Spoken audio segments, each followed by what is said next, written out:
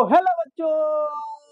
तो कैसे हैं आप सब? I hope you are all good. आपकी प्रिपरेशन जो चल रही है वो बहुत बढ़िया से चल रही है। तो इसमें कोई दो राय नहीं है।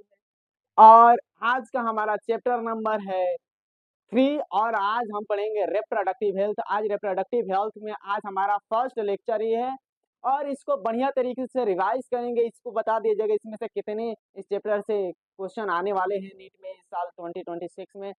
ये चैप्टर आपके लिए हिंदी मीडियम इंग्लिश मीडियम बच्चों के लिए बेनिफिशियल होगा। ये लेक्चर बेनिफिशियल होगा, चैप्टर नहीं। और ये आपको बोर्ड एग्जाम के लिए भी बेनिफिशियल होगा। तो चलिए, मेरा नाम है पंकज कश्यप और आपका ये प्यारा सा सुंदर सा चैनल CW गुरुकुल में स्वागत है। और आप यदि चैनल पर पहली बार है तो इसको लाइक कर दीजिएगा, सब्सक्राइब कर दीजिए और शेयर कर दीजिए, क्योंकि आपकी जो प्यार और दुलार है मेरी मोटिवेशन बनेगी। तो चलिए शुरू करते हैं इस चैप्टर को और बढ़िया तरीके से पढ़ेंगे। पहले इसकी इंट्रो जान लेते हैं। तो चलिए शुरू करते हैं। सबसे पहले आपको दिया हुआ है हेल्थ। क्या दिया हुआ है? हेल्थ। हेल्थ के बारे में देख लेंगे। एक हेल्दी पर्सन किसे कहेंगे? हेल्दी पर्सन किसे कहेंगे? बताओ। एक हेल्दी पर्सन किसे कहेंगे? जो क्या हो फिजिकली, क्या हो फिजिकली एंड मेंटली, और क्या सोशल वेलबींग हो। क्या हो? शारीरिक, मानसिक और सामाजिक। सामाजिक रूप से क्या हो? स्वस्थ हो। उसे ही क्या बोलेंगे? एक हेल्दी पर्सन बोलेंगे।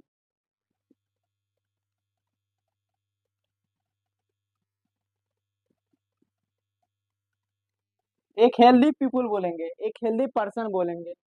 समझ में आ रहा है? तो इतना तो समझ में आ गया। इसके बारे में पहले पेज पर आपको कुछ नहीं दिया है। पहले पेज पर कुछ नहीं दिया है। सेकेंड पेज पर भी आपको थोड़ी सी बातें दिया है। सेकेंड पेज पर आपको ये बताया जा रहा है कि और क्या क्या चीजें हमको ये पढ़ना है इसमें। तो इसको हम NCERT से देखेंगे, बढ़िया तरीके से पढ़ेंगे। और चलिए हम आप इसके बारे में देख लेते हैं क्या क्या पढ़ना है। हो गया ना? ओके। हमको पढ़ना क्या क्या है भाई? तो हमको पढ़ना है, आपको STD पढ़ना है, बर्थ कंट्रोल पढ़ना है, मेजर्स पढ़ना है, बर्थ कंट्रोल एंड मेजर्स। उसके बाद STD पढ़ना है। उसके बाद एमनियोसेंटेसिस पढ़ना है, सर्जिकल मेथड, मतलब ये सारी पढ़ना है। बट ये सारी चीज प्रोबेबिलिटी है जो नीट में आ सकता है। नीट में क्या हो सकता है? ये आ सकता है। तो आपको इस पर ध्यान देना है ज्यादा से ज्यादा। समझ में आ रहा है? तो चलिए हम आज का चैप्टर शुरू करते हैं। उससे पहले आपको बताया जाए कि जरा हमको बता दीजिए कि किताब यदि रीड किए होंगे तो फैमिली प्लानिंग कब शुरू किया गया था? फैमिली प्लानिंग कब शुरू किया गया था?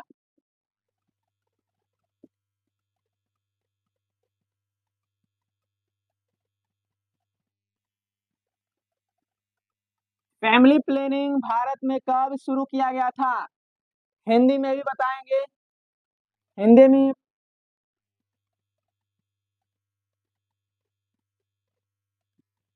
परिवार योजन या योजना कब शुरू किया गया था? तो ये आपको पता होगा नहीं होगा कब शुरू किया गया था, बट हम बता देते हैं। ये 1951 में। कब? तो 1951 में क्या किया गया था? फैमिली प्लानिंग को शुरू किया गया था। हाँ, फैमिली प्लानिंग को और नाम से भी जाना जाता है, परिवार नियोजन भी है। और आपको बहुत काम से जाना जाता है। इतना हो गया फैमिली प्लानिंग के बारे में। इस पे ज्यादा कुछ क्वेश्चन नहीं है। फैमिली प्लानिंग दिया है। उसके बाद सेकंड में नीचे में देखिए, उसके बाद आपको RCH का दिया है। RCH क्या होता है? RCH क्या होता है? यहाँ पर लिख देते हैं। RCH की दिया है एक। R C RCH। RCH का फुल फॉर्म पूछ लेगा। Reproductive reproductive and child health care. Reproductive child health care ये आपको दे देगा। बताइए आरसीएच का फुल फॉर्म क्या है? बस आपको एक पेज खत्म हो गया। समझ में आया आरसीएच का फुल फॉर्म? अब यहाँ पर आपको इतना तो समझ में आ गया ये आरसीएच, ये फर्स्ट पेज हो गया। क्लियर, मिटा दी जाए। हाँ, नोट करते रहिएगा आप, इसको वीडियो को पॉज करके नोट करते रहिएगा, हम बोलेंगे नहीं ज्यादा। समझ में आ रहा है? ओके, चलिए यहाँ पर और डेडिकेशन के साथ पढ़िए। आपको प्रॉपर ये आप खुद से नोट्स बनाइए, खुद का नोट्स अभी बढ़िया रहेगा। डीपीपी तो उसमें से क्वेश्चन हम ऐसा थोड़ी नहीं कि हम अब डीपीटी डीपीपी कराएंगे, ये आप करते रहिए। कुछ क्वेश्चन अपने से सिलेक्ट कर लीजिए, आपको जो लगे कि हाँ करना है करते रहिए। आपको मॉड्यूल सब थोड़ी नहीं अब हो सकता, क्योंकि हम ये हमारे पास ये नहीं है डिजिटल बोर्ड जो करा सकते हैं आपको। तो चलिए होगा, उसको भी किया जाएगा। चलिए बट इसको देख लिया जाए। अब आगे थोड़ी सी देख लिया जाए क्या है यहाँ पर, क्या कर रहा है कि अब एमनियोसेंटेसिस के बारे में बताएं। एमनियो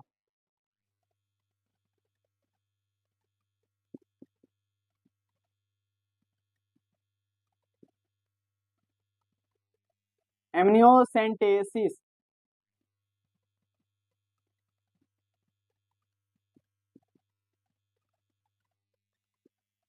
एमनियोसेंटेसिस क्या है? एमनियोसेंटेसिस के बारे में आपको बताया जाएगा।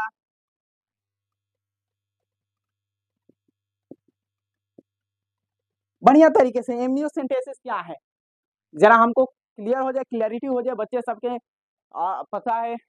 कमेंट सेक्शन में यदि पता होगा तो नोट कर दीजिएगा, सब तो पता ही है, हम बता देते हैं। अब एमनियोसेंटेसिस आपको बताया जाता है कि एमनियोसेंटेसिस क्या होता है। एक ऐसी प्रोसेस होता है ना जिसमें क्या होता है कि जो भ्रूण होता है, जो एम्ब्रियो होता है, वहां से भ्रूण से क्या होता है एमनियोटिक फ्लूइड को क्या करता है निकाल दिया जाता है। निकाल कर क्या किया जाता है कि उसमें जेनेटिक डिसऑर्डर जेनेटिक डिसऑर्डर और आपको क्रोमोसोमल डिसऑर्डर के बारे में पता लगाया जाता है। तो एमनियोसेंटेसिस के आपको ये स्क्रीन पर भी दिखाई दे रहा है कि बच्चे की क्या हो रहा है कि भ्रूण से एमनियोटिक फ्लूइड निकाला जा रहा है। अब इसी को चेक किया जाता है। समझ में आ रहा है? तो चलिए एमनियोसेंटेसिस के बढ़िया से देख लेते हैं एमनियोसेंटेसिस के बारे में। एमनियोसेंटेसिस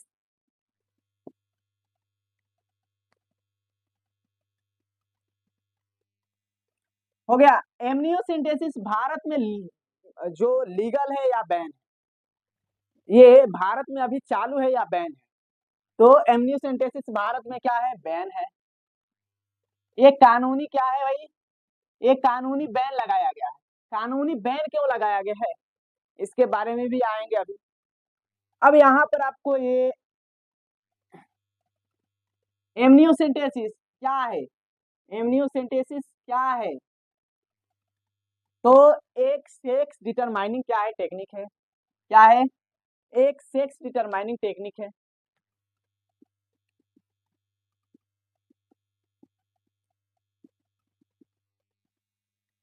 सेक्स डिटरमाइनिंग,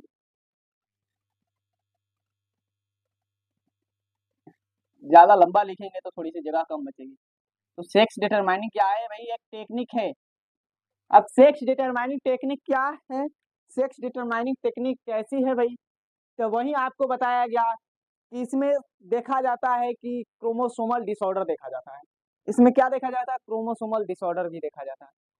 और ये क्या है, ये सेक्स डिटरमाइनिंग टेक्निक के साथ ये और भी कोई टेक्निक है, और भी कोई मेथड है आपको यदि पता है तो जरा हमको कमेंट सेक्शन में कर दीजिएगा। तो यह सेक्स डिटरमाइनिंग टेक्निक। अब सेक्स डिटरमाइनिंग टेक्निक क्या है, इसमें क्या होता है ना कि एमनियोटिक फ्लूइड को निकाला जाता है और क्या किया जाता है कि इसमें गुणसूत्रीय विकार जैसे क्रोमोसोमल डिसऑर्डर और अनुमानसिक डिसऑर्डर जैसे जेनेटिक डिसऑर्डर के बारे में पता लगाया जाता है। इसमें क्या होता है, इसके बारे में पता लगाया जाता है कि कोई डिजीज बच्चे को नहीं है, कोई बीमारी तो नहीं है। लेकिन होता क्या है, इसमें क्या करते हैं लोग कि सेक्स क्या करते हैं, ज्ञात कर लेते हैं, सेक्स पता कर लेते हैं। लिंग ज्ञात कर लेते हैं, जिससे क्या होता है कि फीमेल फेटिसाइड होता है। क्या होता है? फीमेल फेटिसाइड होता है। फीमेल फेटिसाइड होता है तो क्या होता है कि सीधा अर्थ में कि भ्रूण हत्या होता है। अब भ्रूण हत्या होता है तो क्या होता है कि इस पर गवर्नमेंट ने क्या लगा दिया? बैन लगा दिया।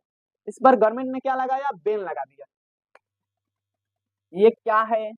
एक सेक्स डिटरमाइनिंग टेक्निक है। और पहले देख ले भाई, ब्लरिंग तो कर रहा है एक दिन। हो गया। चलिए, यहाँ पर फ्रेश अब थोड़ी सी पसीना हो गई थी। ये क्या है? यहाँ पर सेक्स डिटरमाइनिंग टेक्निक के साथ ये क्या है? एक डायग्नोस्टिक टेक्निक तकनीक है। ये क्या है?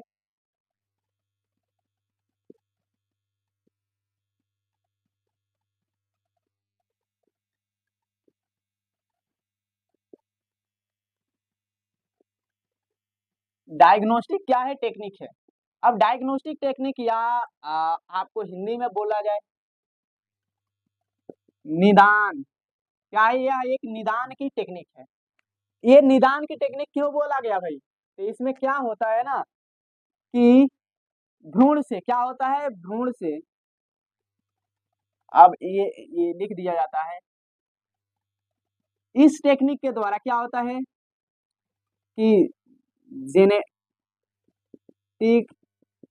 डिसऑर्डर और दूसरा क्रोमोसोमल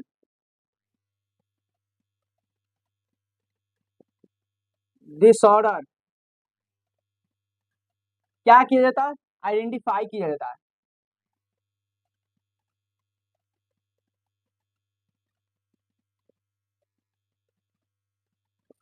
जेनेटिक डिसऑर्डर और क्रोमोसोमल डिसऑर्डर क्या किया जाता है? आइडेंटिफाई किया जाता है। जेनेटिक डिसऑर्डर क्या है भाई? जरा बताइएगा, जेनेटिक डिसऑर्डर कौन कौन होता है? आनुवंशिक विकार,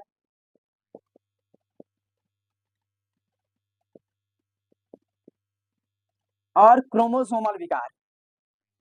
क्या है? क्रोमोसोमल विकार, गुणसूत्रीय विकार, गुणसूत्रीय विकार। अब यहाँ पर जरा हमको बताइएगा क्रोमोसोमल डिसऑर्डर के नाम। तो क्रोमोसोमल डिसऑर्डर के भाई नाम, जेनेटिक डिसऑर्डर में कौन कौन से है भाई? तो आपको पता ही है, सिकल सेल एनीमिया है, सिकल सेल अनीमिया है, वर्णनमता है, और इसमें क्या है? इसमें आपको पता ही है कि डाउन सिंड्रोम है, टर्नर सिंड्रोम है, क्लाइफेल्टर सिंड्रोम है, डाउन सिंड्रोम, क्लेनफेल्टर सिंड्रोम।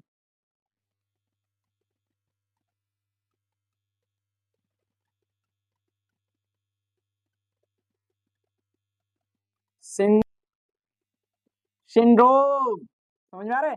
अब यहाँ पर तीसरा क्या है? तीसरा आपको क्या दिया है? तो Turner syndrome, sickle cell anaemia, sickle cell anaemia, anaemia, और कलर ब्लाइंडनेस।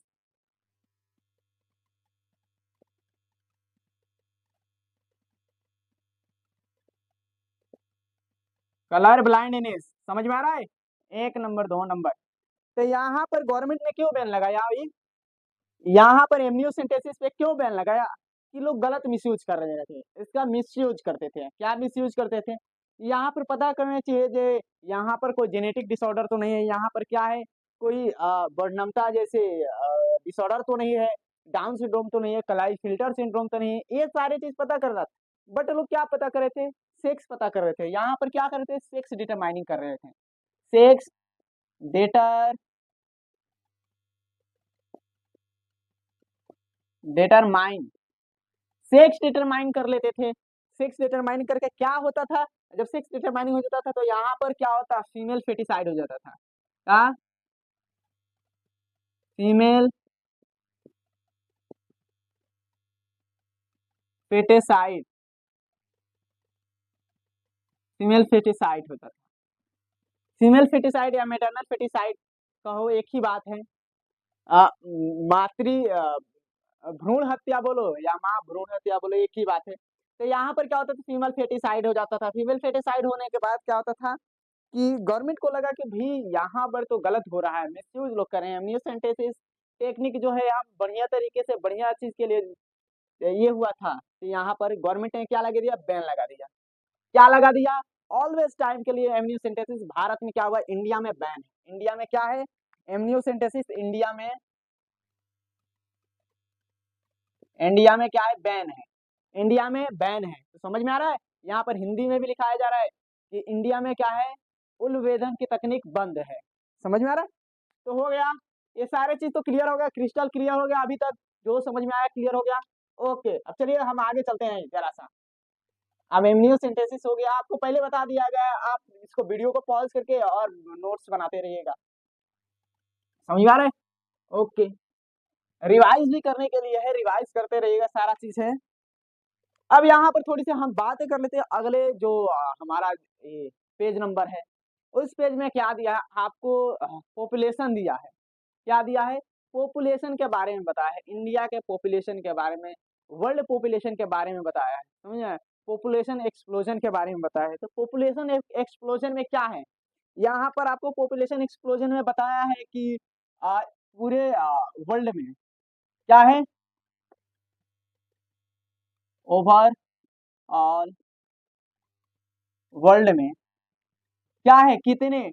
तो 19,000 में क्या थी कि 1 बिलियन, क्या थी, 1 बिलियन, 1 बिलियन पॉपुलेशन थी। 1 बिलियन पॉपुलेशन थी, 1 बिलियन पॉपुलेशन थी कब, 19,000 में। और जैसे आया यहाँ पर आपको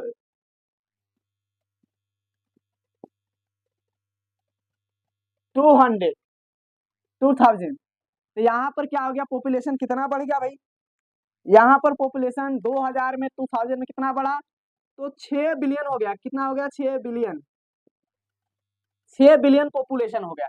अभी 6 बिलियन पॉपुलेशन हो गया, इसमें जो इंडिया है, इंडिया का भी पॉपुलेशन उसमें ही गिवन है। इंडिया की पॉपुलेशन कितने गिवन है, तो इंडिया में पॉपुलेशन दिया था कि 19,000 में कितना थी, 90,000 में कितना थी, और आपको 200 में कितना हो, 90,000 में आपको लगभग 35 करोड़ के आस पास, 35, हाँ इस 35 करोड़ के आसपास थी। अब उसके बाद क्या हुआ, 35 करोड़, 35 करोड़ के आसपास थी। और क्या हुआ यहाँ पर बढ़कर, बढ़कर क्या हुआ कि आगे आपको 2000 में, 2000 में बढ़ गया। 2000 में कितना बढ़ा, तो 1 बिलियन हो गया। कितना हो गया, 1 बिलियन। समझ में आ रहा है। तो अकेले भारत की इतनी जनसंख्या थी, मतलब कि हर पर व्यक्ति पर जो जन्म ले रहा है, हर 1000 व्यक्ति, 1000 व्यक्ति में क्या हो रहा है पूरे वर्ल्ड में, अगर मान लीजिए कि अनन एवरेज निकाला जाए, 1000 व्यक्ति में क्या है, 17 व्यक्ति इंडियन ही है। मतलब मान लीजिए 1000 ही व्यक्ति पूरे एक दिन में जन्म ले रहा है, तो 1000 व्यक्ति में 17 व्यक्ति तो इंडियन होगा, और उसके बाद अनदर होगा। समझ में आ रहा है। तो यहाँ पर इतना है, आपको गिवन दिया है 1, क्या दिया है, 1 बिलियन था, 1 बिलियन से आगे भी बढ़ गया है, 1 बिलियन से आगे कुछ और बता दिया गया। तो बस इतना आपको गिवन है, मतलब उतना ज्यादा आपको ये बस यही पूछ सकता है कि ये इस समय इतना थी। हाँ, अब आओ आइए आपको थोड़ी सी, 2001 में क्या हुआ, 2001 में इंडिया के 1.7 क्या हो गया, परसेंट पॉपुलेशन दर हो गया।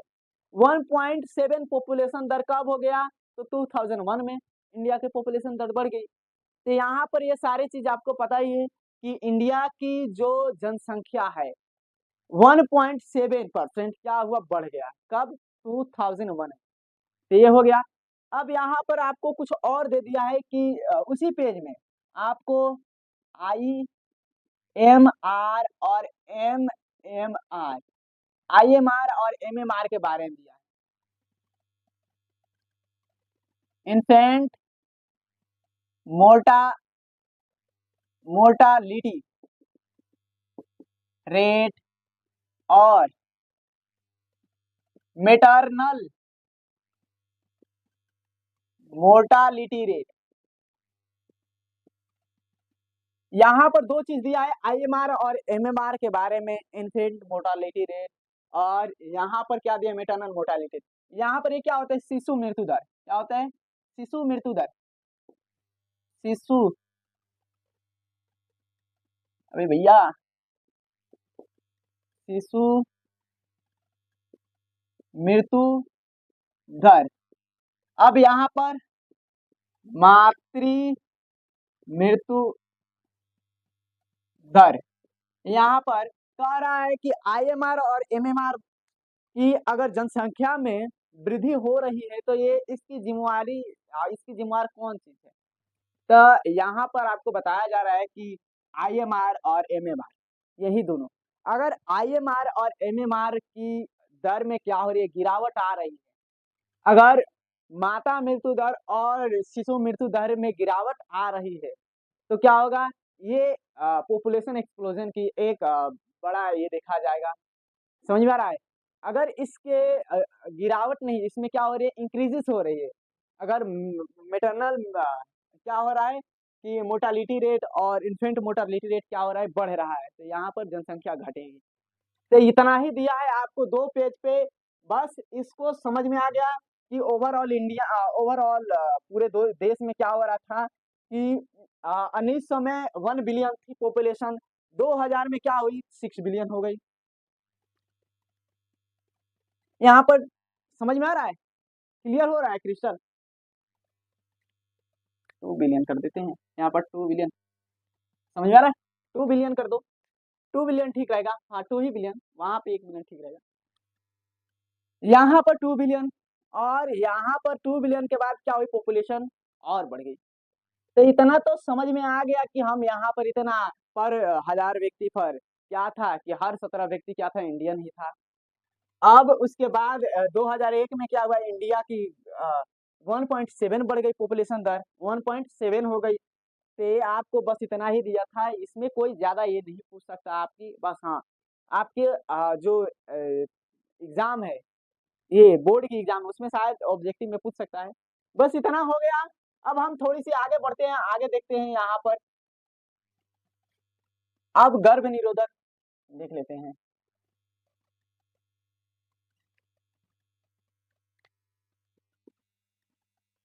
गर्भ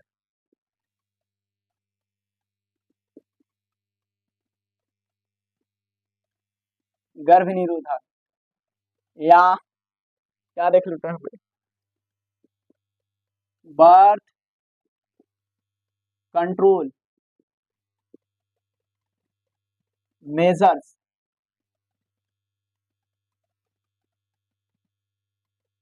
बर्थ कंट्रोल मेजर्स के बारे में देख लेते हैं। गर्भ निरोधक के तरीके क्या क्या हैं। एक आइडियल कॉन्ट्रासेप्टिव, इसको लिख देते हैं कॉन्ट्रासेप्टिव, कॉन्ट्रासेप्टिव।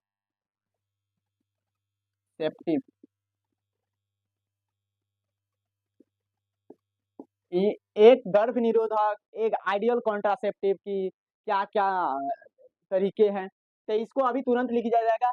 अगर एक आइडियल क्या है, एक आइडियल, आइडियल गर्भ निरोधक मतलब कि बोले तो एक सही गर्भ निरोधक, एक क्या हो कि बढ़िया तरीके से गर्भ निरोधक के आइडियल कॉन्ट्रासेप्टिव देख लिया जाए।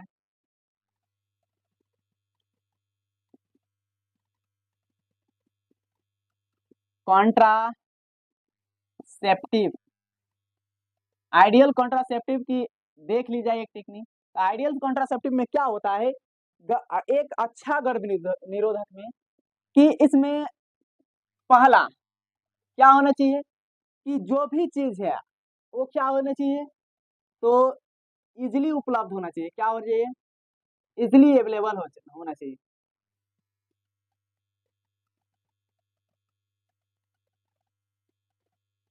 इजिली क्या होना चाहिए, अवेलेबल होना चाहिए।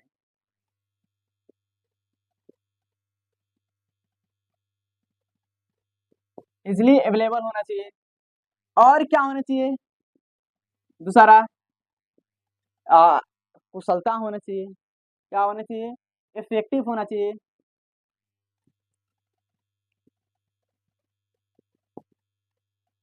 मतलब इफेक्टिव मतलब कि कुशलता होनी चाहिए, उत्क्रमणीय होना चाहिए। दूसरा क्या है कि हर एक आदमी यूज कर सके, यूजर या यूजर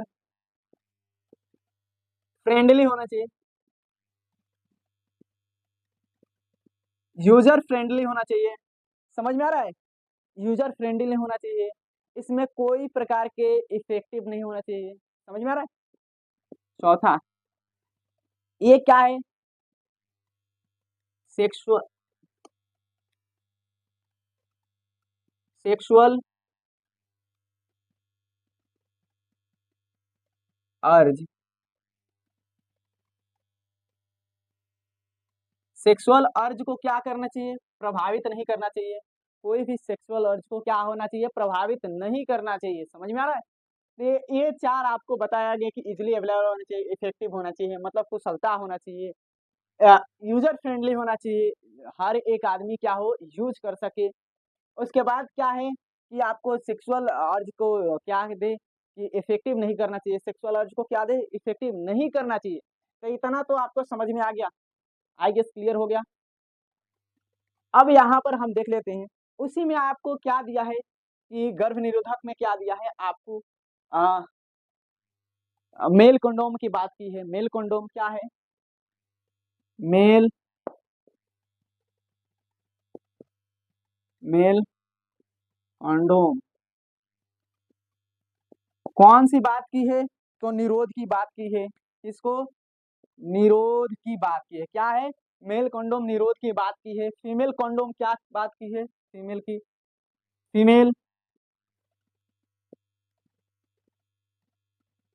उसको डायफ्राम के रूप में जाना जाता है। किसके रूप में? डायाफ्राम,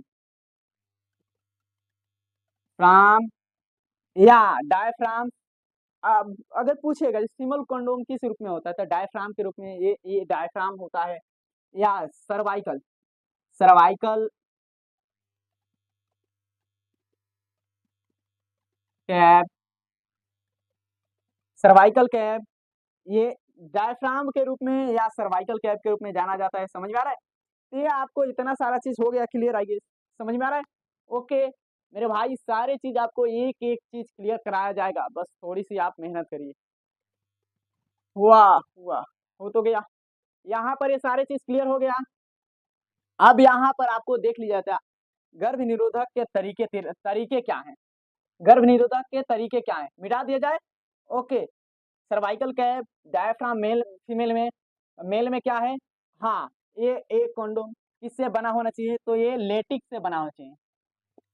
निरोध यानी ये किससे बना चाहिए? तो लेटिक्स से,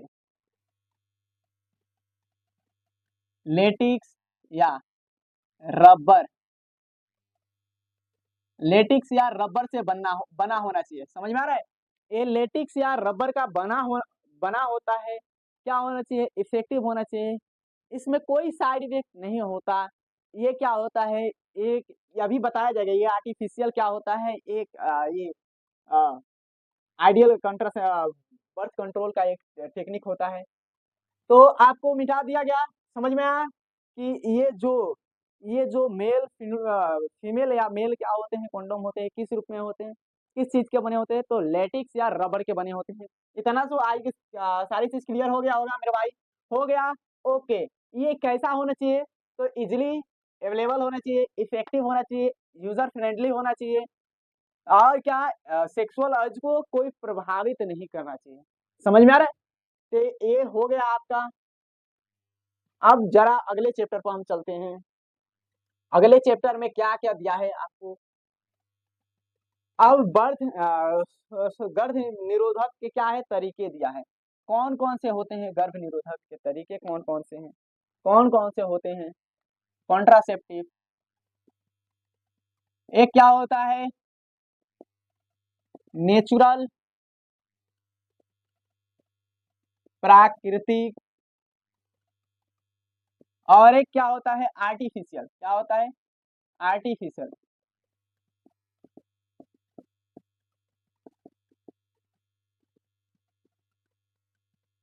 आर्टिफिशियल या कृत्रिम, कृत्रिम, कृत्रिम, आर्टिफिशियल, समझ में आ रहा है? ये आपको समझ में आ गया क्या होते हैं जो बर्थ कंट्रोल के तरीके कौन कौन है? के बर्थ कंट्रोल के तरीके दो है, आपको जल्दी जल्दी हर एक पॉइंट को बता दिया जाएगा। बर्थ कंट्रोल में कौन कौन आता है? बर्थ कंट्रोल में तो आपको सबसे पहले पीरियोडिक एब्स्टिनेंस आता है, पीरियोडिक एब्स्टिनेंस। दूसरा क्या आता है आपके पास? विथड्रॉल आता है, या इसको किस नाम से जाना जाता? कोई कोई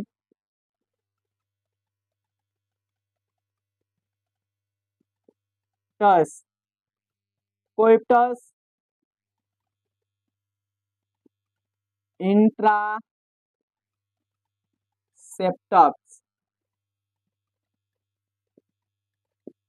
समझ में आ रहा है? यहाँ पर थर्ड किस कौन को होगा? थर्ड के गेस करिए, थर्ड कौन होगा? तो लेक्टेशन, लेक्टेशन अमीनोरिया, लेक्टेशन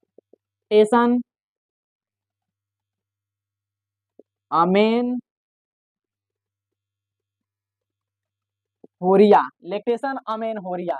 यहाँ पर आपको विड्रॉल दिया है, वही स्खलन, वही स्खलन, वही स्खलन, यहाँ पर इसको वही स्खलन से जाना जाता है। और इसको किस नाम से? लैक्टेशन अमोनिया को स्तन पान अनावर्त। समझ में आ रहा है? अब यहाँ पर तीनों को देख लिया जाता है, तीनों की बातें कर ली जाती है, उसके बाद क्या किया जाएगा? ये चैप्टर को अब कल के लिए छोड़ा जाएगा। तो यहाँ पर आर्टिफिशियल में कौन कौन आता है? अभी आर्टिफिशियल में physical, physical barrier, physical barrier. Second क्या आता है? आईयूडी, आईयूडी आता है। थर्ड क्या आता है? थर्ड जरा गेस करिए। सर्जिकल, अब थर्ड सर्जिकल नहीं आता है, बट इसको सर्जिकल थर्ड मान लेते हैं। सर्जिकल। फोर्थ क्या आता है? फोर्थ जरा हमको बताइए। Fourth skin implant, skin implant. तो इतना आपको समझ में आया कि इसमें physical barrier, IUD, surgical, surgical method, method, उसके बाद स्किन इम्प्लांट।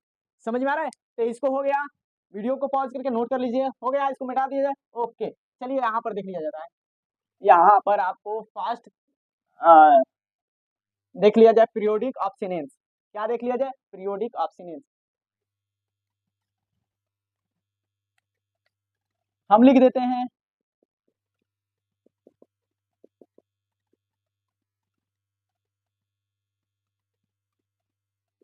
पीरियोडिक ऑब्स्टिनेंस। समझ में आ रहा है? फंक्शन,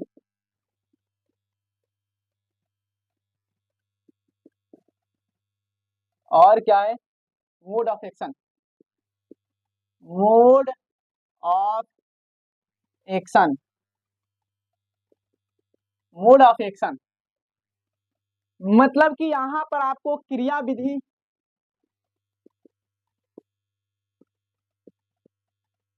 क्रिया विधि तो यहाँ पर समझ में आ रहा है? ओके, हो गया। यहाँ पर ये आपको एक तो सारा चीज हो ही गया, क्रिया विधि। यहाँ पर हाँ, यहाँ पर इसको हटा दो, इसको यहाँ पर, और यहाँ पर लक्षण लिखो, लक्षण।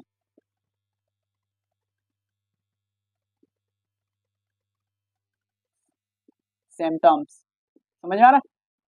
तो यहाँ पर फर्स्ट पीरियोडिक ऑब्स्टिनेंस आपको पता है, आप जानते हैं कि ये क्या है, एक जो नेचुरल प्रोसेस है, क्या है, एक नेचुरल प्रोसेस है। नेचुरल प्रोसेस, तो यहाँ पर इसको हम मिटा दें, यहाँ पर नेचुरल लिख दें, नेचुरल, नेचुरल प्रोसेस है। नेचुरल प्रोसेस में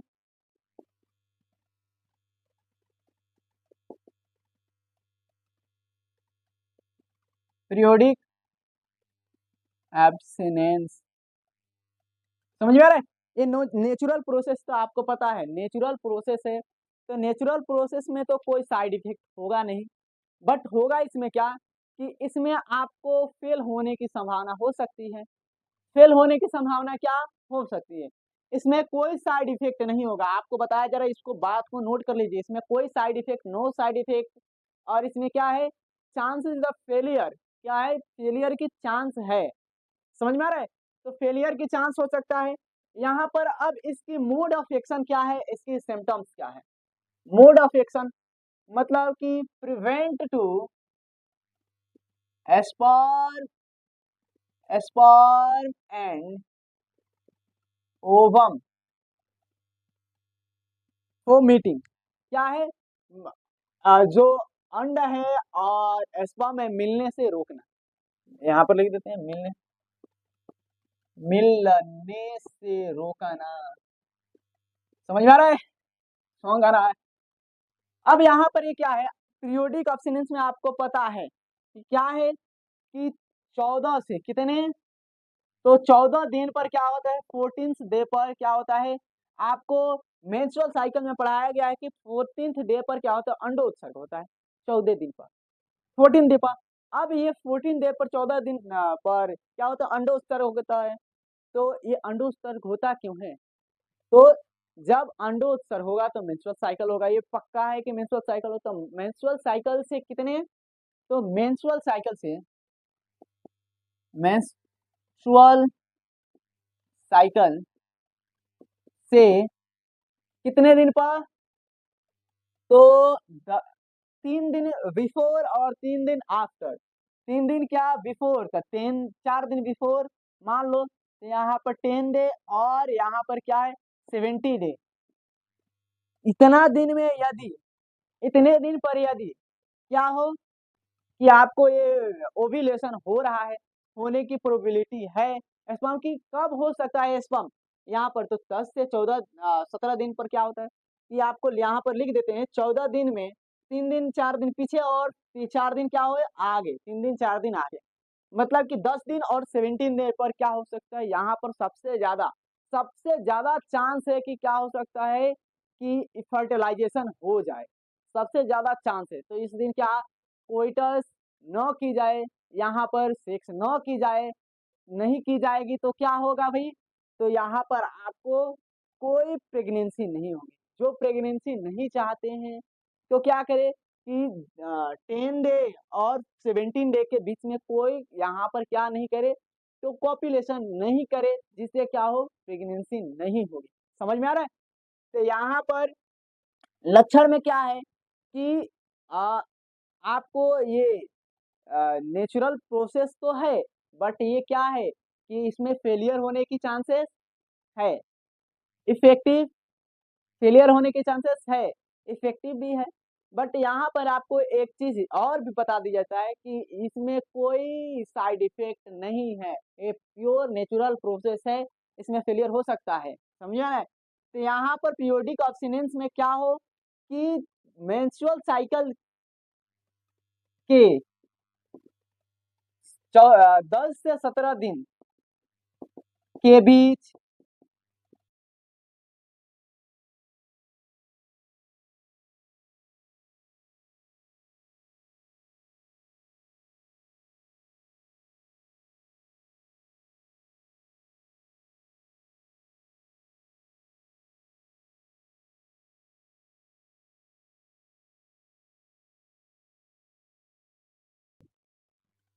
के बीच बीच